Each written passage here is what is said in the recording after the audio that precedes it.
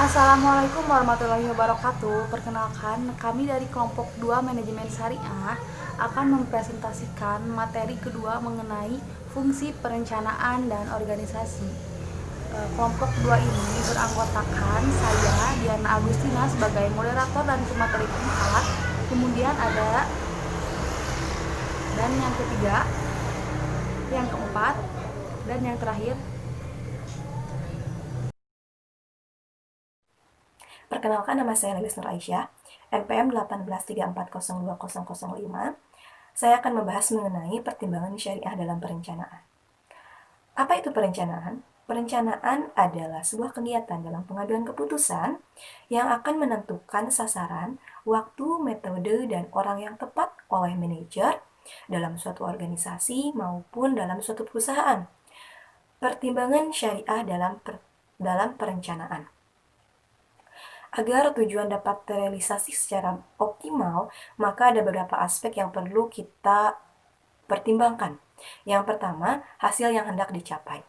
Hasil yang hendak dicapai ini berarti selain benefit materi atau kimat madiat, kita juga perlu mempertimbangkan adakah benefit lain yang kita dapatkan atau internal organisasi serta eksternal organisasi dapatkan, seperti kimat insaniat atau nilai kemanusiaan yang berupa kesempatan atau peluang kerja dan bantuan sosial ataupun bantuan lain yang bersifat kemanusiaan.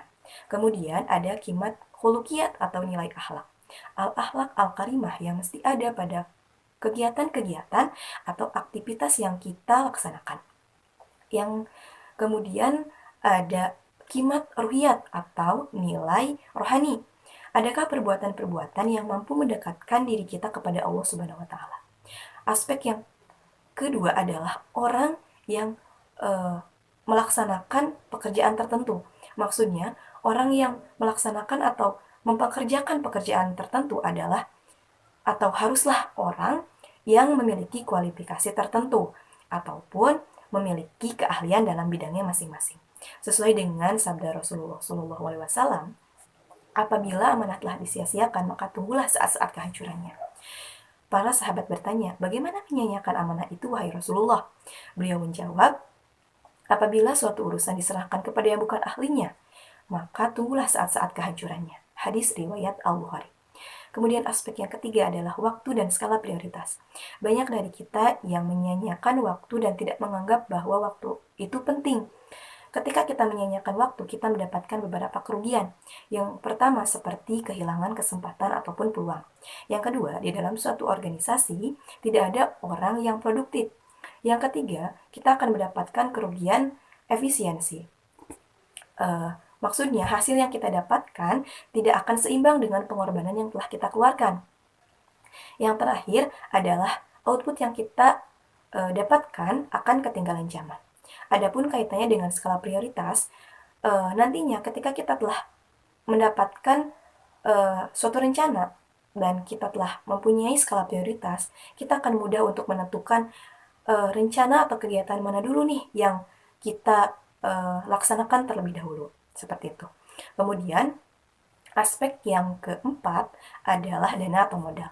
Dana atau modal ini merupakan suatu kekayaan yang dapat menghasilkan kekayaan lainnya yang berupa alat produksi, kemudian barang lainnya, ataupun dalam bentuk uang.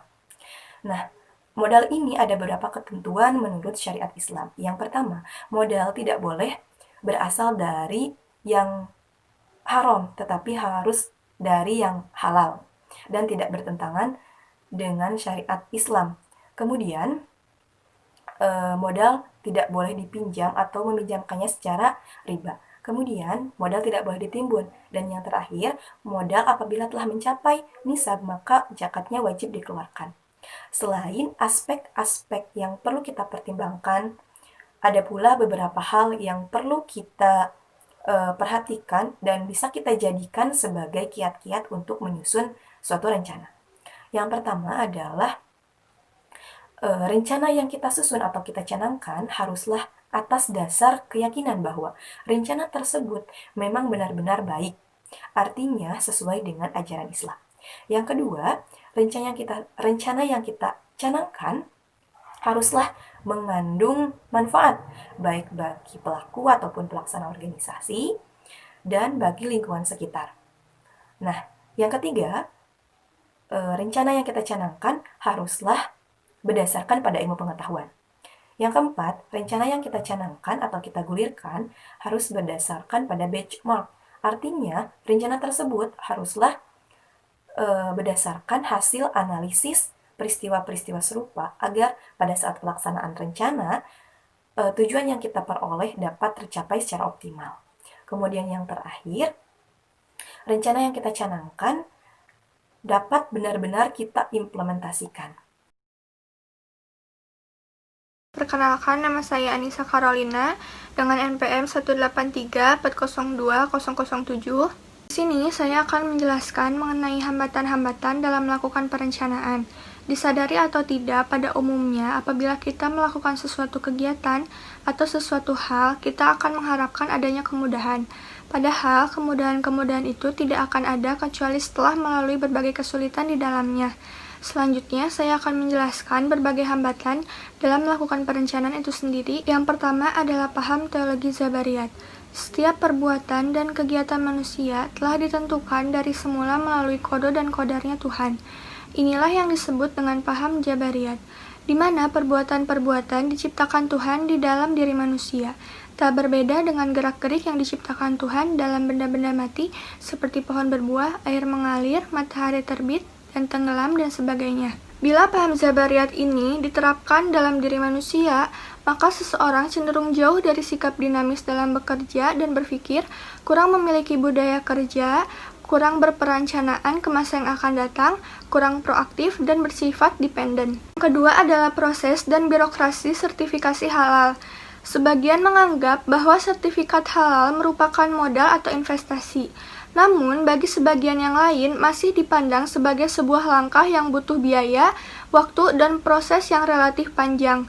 Sebab, apapun produk yang direncanakan hendak dicapai, baik komoditas maupun jasa, harus sesuai dengan syariat Islam yang ditandai dengan diterbitkannya sertifikat halal dari Majelis Ulama Indonesia atau MUI atau Dewan Syariah Nasional atau DSN. Yang ketiga adalah jangka waktu yang dipergunakan. Waktu yang dipergunakan untuk melakukan perencanaan akan menentukan besarnya ketelitian daripada perencanaan itu sendiri. Banyaknya waktu yang disediakan menentukan banyaknya hal-hal yang dapat diketahui. Yang selanjutnya adalah kejadian-kejadian yang tidak dapat diramalkan sebelumnya. Oleh karena itu, untuk menyusun sebuah rencana yang tepat dan dapat dipertanggungjawabkan, maka perencanaan harus didasarkan atas kemampuan dalam menilai keadaan sekarang ini dan mengusahakan atau memperhitungkan apa yang dapat tercapai dalam waktu yang akan datang, biasanya melalui perhitungan yang bersifat kualitatif. Yang selanjutnya adalah kemampuan mental. Salah satu bentuk dari kemampuan mental yang utama dalam perencanaan adalah kemampuan membuat konsep yang merupakan gambaran dari kemampuan dan kecakapan. Kemampuan daya cipta ini terbatas atau terpengaruh oleh keadaan diri seperti emosi, sikap, egoistik, tekanan, ketegangan, kesulitan, dan sebagainya. Selanjutnya adalah kurangnya informasi. Apabila kurangnya informasi, perencanaan itu tidak dapat dipertanggungjawabkan. Berbagai pengalaman memberikan gambaran betapa sukarnya memperoleh informasi yang cukup untuk sebuah rencana yang baik dan rasional. Apabila didirikan di atas informasi yang kurang atau salah, maka perencanaan kurang baik. Oleh karena itu, perlu dilakukan investigasi baik secara kualitatif maupun kuantitatif untuk memperoleh data yang dibutuhkan. Selanjutnya adalah hambatan administratif. Perencanaan biasanya dilakukan oleh tim atau staf perencana. Hasil rumusan tim perencana itu belum tentu disetujui oleh pimpinan. Terdapat banyak faktor mempengaruhi terjadinya ketidaksesuaian antara tim perencana dengan pihak pimpinan. Yang selanjutnya adalah sikap kejiwaan. Halangan psikologis yang utama dalam kegiatan perencanaan adalah sikap pimpinan yang cenderung melihat keadaan sekarang, mempertahankan tradisi lama, dan tidak melihat keadaan yang akan datang. Seakan tidak ada ruang gerak bagi usaha-usaha perubahan. Dalam hal ini, tim perumus atau perencana harus mampu meyakinkan pihak pimpinan terhadap rumusan rencana yang telah dibuat. Yang selanjutnya adalah tidak ada pertimbangan unsur kemanusiaan, sebab perencanaan tidak melulu berkaitan dengan sesuatu yang bersifat fisik atau material, melainkan juga menyangkut sisi kemanusiaan itu sendiri. Perkenalkan, nama saya Rahayu Sugiyarti, NPM 183402014 dari kelompok 2. Unsur-unsur organisasi. Organisasi menjadi wadah atau wahana kegiatan orang-orang yang bekerja sama dalam usahanya mencapai tujuan. Oleh karena itu, organisasi dapat didefinisikan sebagai suatu wadah tempat berkumpulnya orang-orang yang bekerja sama dalam mencapai tujuan. Dari definisi tersebut, terdapat hal-hal yang harus terpenuhi dalam sebuah organisasi, yaitu yang pertama, adanya suatu kelompok orang yang dapat dikenal. Yang kedua, adanya suatu kegiatan berbeda-beda tetapi masih berkaitan satu sama lain yang merupakan kesatuan kegiatan. Yang ketiga, tiap-tiap anggota harus memberikan sumbangan usahanya. Yang keempat, adanya kewenangan, koordinasi, dan pengawasan. Dan yang kelima, adanya suatu tujuan.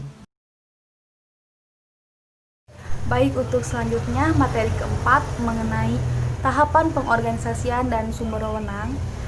Sebelumnya perkenalkan terlebih dahulu, nama saya Diana Agustina dengan NPM 183402015. Kegiatan pengorganisasian merupakan proses manajerial berkelanjutan. Menurut Wilson, terdapat 4 langkah yang dapat diambil manajer dalam pengorganisasian. Yang pertama, pembagian kerja. Yang kedua, departementalisasi. Yang ketiga, tentang kendali. Dan yang terakhir, koordinasi. Yang pertama, pembagian kerja.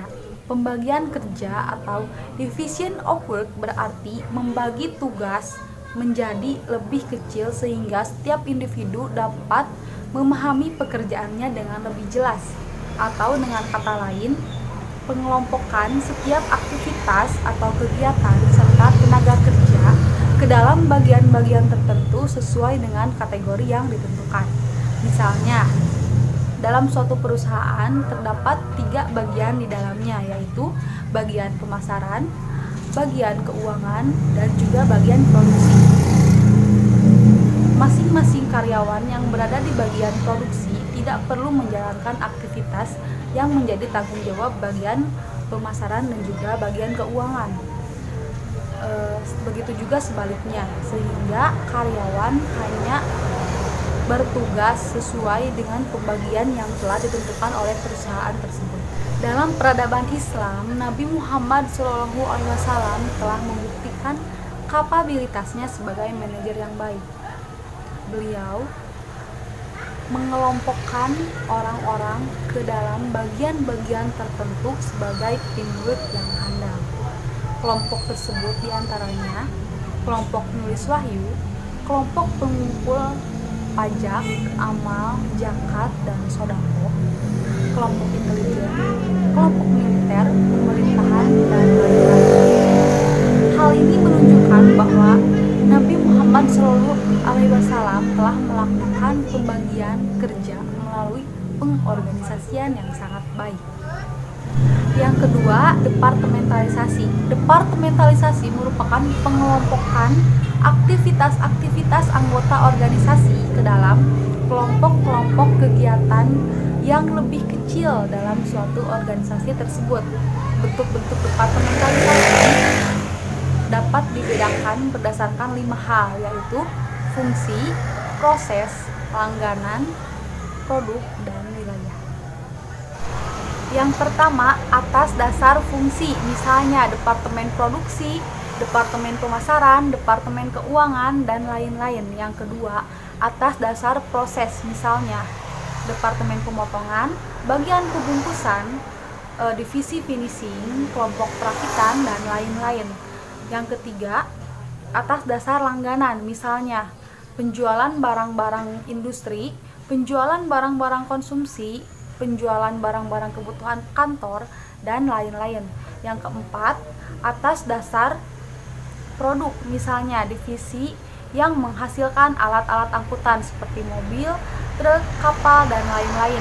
Kemudian yang kelima, atas dasar wilayah atau teritorial, misalnya divisi Bandung, divisi Jakarta, divisi Surabaya, dan lain-lain. Mungkin sulit menjabarkan kelompok aktivitas dunia bisnis pada masa Nabi Muhammad SAW dan para sahabat, mengingat perkembangan dunia bisnis atau organisasi bisnis pada masa itu belum seperti sekarang. Namun, fakta historis menunjukkan bahwa untuk melaksanakan tugasnya sebagai kepala negara, Nabi Muhammad SAW dibantu oleh para sahabatnya sebagai pejabat dan petugas pemerintahan. Di antara petugas dan pejabat pemerintahan tersebut adalah al-wali, yaitu gubernur di setiap provinsi, al-amal, yaitu petugas yang mengumpulkan pajak dan zakat, al-qodi, yaitu hakim yang menegakkan keadilan, dan departemen pertahanan dan militer mengenai seluruh yang berkaitan dengan pertahanan, yang berkaitan dengan rekrutmen pasukan perang, pengadaan senjata, dan lain-lain. Yang ketiga yaitu rentang kendali. Rentang kendali atau rentang manajemen adalah jumlah bawahan yang dapat dipimpin oleh seorang manajer. Rentang kendali dapat dibedakan menjadi dua, yaitu rentang kendali sempit dan rentang kendali luas. Rentang kendali sempit apabila jumlah bawahan yang dikendalikan relatif kecil, sedangkan rentang kendali luas apabila jumlah bawahan yang dikendalikan relatif besar. Dalam sejarah peradaban Islam, Nabi Muhammad SAW membagi rentang kendali negara Madinah sebagai berikut. Yang pertama, rentang kendali luas. Nabi membagi negara Madinah ke dalam beberapa provinsi seperti Madinat, Al-Jannat, Najran, Yaman, dan lain-lain. Nabi mengangkat al-wali atau gubernur sebagai pejabat pemerintah yang mewakili kekuasaan Nabi. Kemudian yang kedua, rentang kendali sempit. Di setiap provinsi terdapat pejabat yang membantu al-wali seperti al-qodi dan al-amil.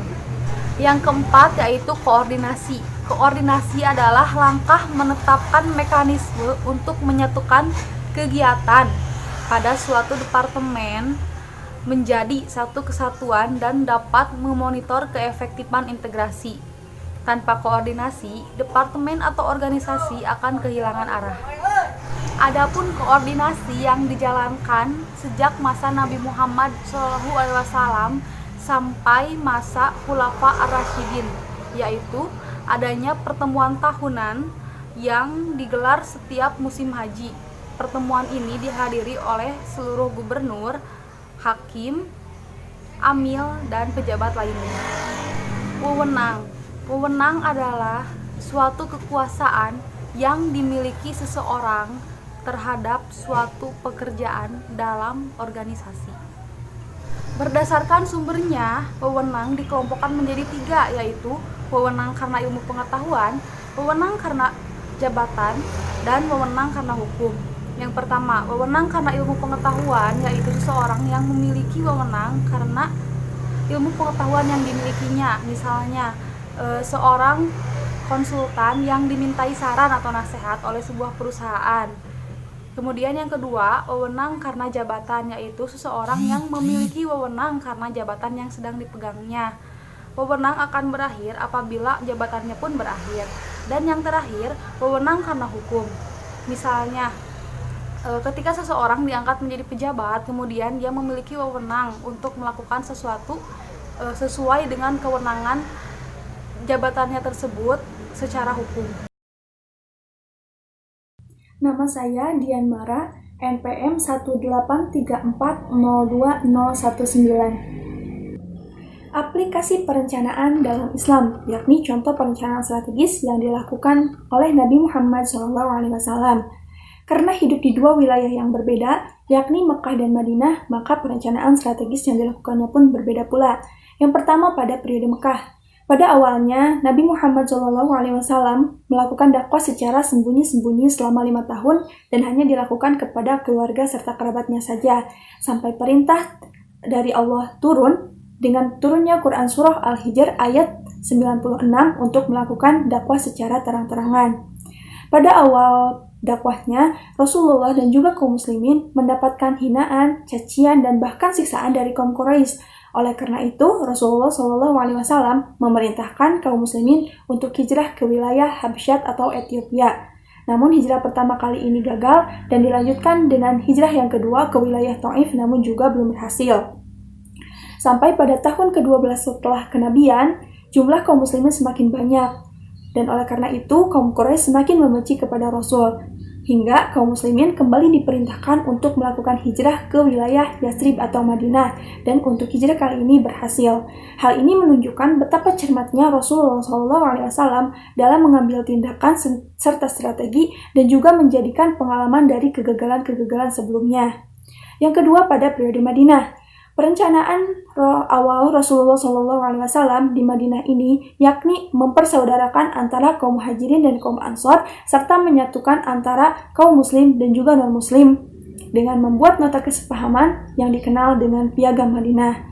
Berdasarkan isi pokok yang terkandung dalam Piagam Madinah yang menjamin kehidupan kaum Muslim dan juga non-Muslim untuk hidup berdampingan, hal ini menunjukkan bahwa Rasulullah SAW memiliki keinginan kuat dan merencanakan pembuatan masyarakat madani, yaitu sebuah masyarakat yang memiliki kebebasan beragama, bekerja dan beraktivitas, saling menopang satu sama lain, serta menghindari adanya perpecahan, permusuhan, dan juga tindak kezaliman.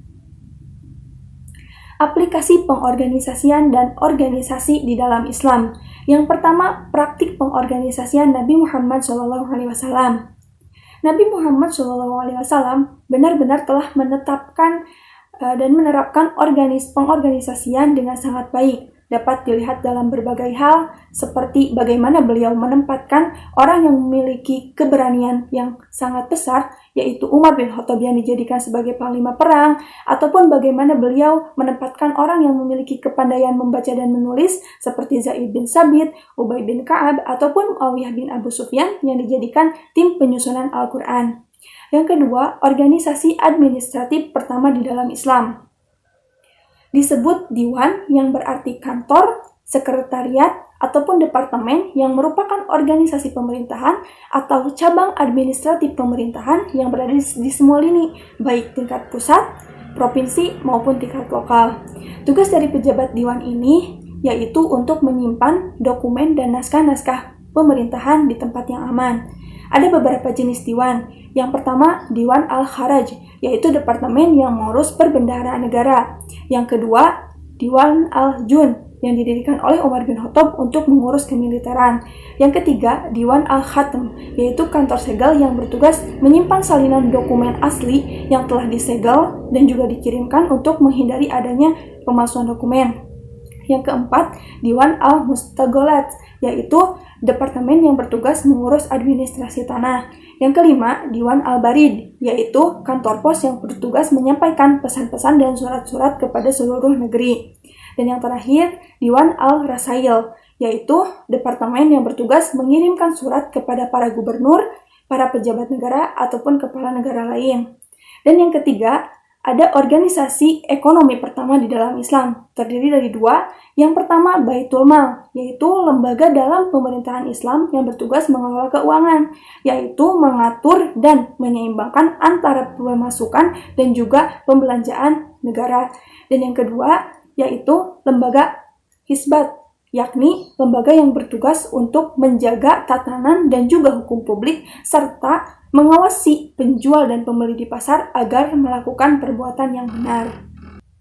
Referensi Al-Quran dan Al-Hadis dalam perencanaan. Merencanakan sesuatu merupakan titah syariat yang harus dilakukan untuk dipertanggungjawabkan. Allah Subhanahu wa Ta'ala berfirman dalam Quran Surah Al-Hasyr ayat 18. A'udzu billahi minasyaitonir rajim. Bismillahirrahmanirrahim. Ya ayyuhalladzina amanu taqullaha wa ولتنظر نفس ما قدمت لغد واتقوا الله إن الله خبير بما تعملون. Shadaqallahul Adzim, yang artinya, hai orang-orang yang beriman, bertakwalah kepada Allah dan hendaklah setiap diri memperhatikan apa yang telah diperbuat untuk hari esok atau akhirat. Dan bertakwalah kepada Allah, sesungguhnya Allah Maha mengetahui apa yang kamu kerjakan. Quran Surah Al-Hasyr ayat 18. Rasulullah SAW juga telah memerintahkan untuk melakukan perencanaan apabila hendak melakukan sebuah pekerjaan. Sabdanya, Bismillahirrahmanirrahim. Idza aradta an taf'ala amran fatadabbar 'aqibatahu. Fa in kana khairan famdi wa in kana syarran fangatihi. Rawahu Ibnu Mubarak. Yang artinya, apabila hendak melakukan sebuah perkara, hendaklah perhatikan akibatnya. Sekiranya akibatnya baik, maka kerjakanlah, dan apabila akibatnya tidak baik, maka tinggalkanlah. Hadis riwayat Ibnu Mubarak.